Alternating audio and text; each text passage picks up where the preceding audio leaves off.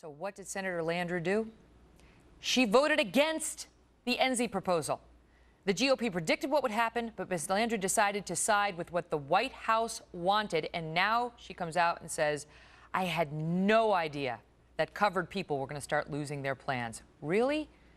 Joining us now, radio talk show host Dana Loesch and radio talk show host Richard Fowler. Fowler and host of the Richard Fowler Show. Thank you both for being here. Thanks, Megan. You know, her vote was Megan. very controversial, and critics said she had to be bought off with what was called the Louisiana Purchase. She denied that. But for her to now come out and say, I'm shocked. I'm shocked that people are losing their plans, contrary to what we all promised, when now we know she was warned specifically that this HHS regulation was going to do that, and she voted against a proposed fix on it, Dana, is exactly the kind of thing people hate about politicians in Washington.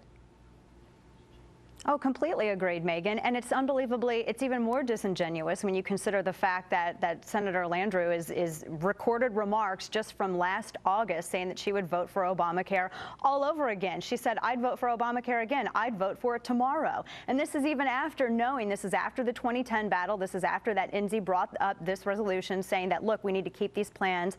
We need to, so that insurance companies aren't canceling them. So she not only knew about it, but basically there's no other way to put it. She's lied twice now so far, Megan. It was on this specific issue, Richard.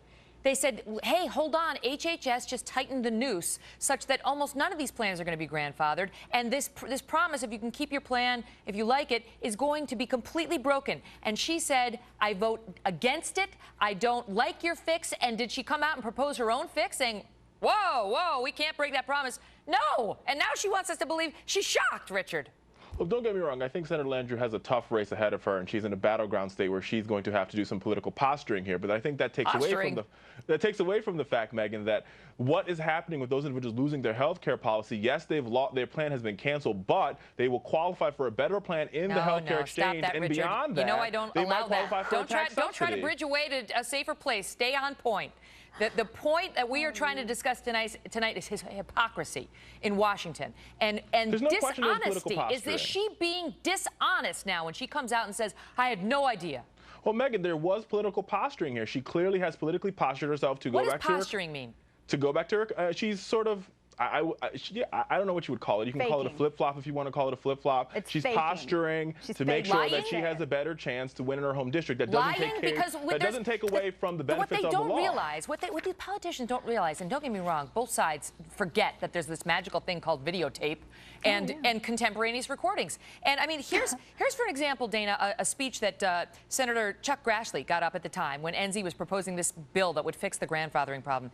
And he said, only in D.C. can you get away with telling the people if you like your plan, you can keep it, and then pass regulations 6 months later that do exactly the opposite and figure people are going to ignore it.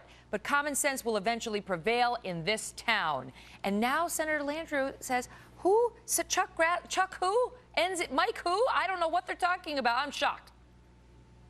Right. Well, it's not even just posturing. She's faking this, and she's lied twice about this. Now, because her state is trending red, and because the Rothenberg Political Report, unbiased polling said, look, this is a toss-up state. Her seats, these are one of the Senate seats that are completely in play. She could lose. So now she has to run back and try to make amends with voters who are rebelling against her in the polls. It's complete Washington, D.C. fakeness. I don't buy her excuses on this, Megan. I don't buy any of their excuses. I don't believe this is what we're led to believe, that they're so negligent that they pass something like this without any oversight at all, because we know that to assume such, we've been called racist and terrorists over it. So the only thing that we're left to assume is that it's on purpose. You're going a step too far. I think, one, we all know there's benefits to this. There's benefits to this bill. You cannot deny the facts. 3 million young people back on their parents' health care insurance. People with pre-existing conditions would have never received health care before, but they have health care now. We have been through all that. But you tell me, you call it posturing. But there was political posturing here. But posturing is, I mean,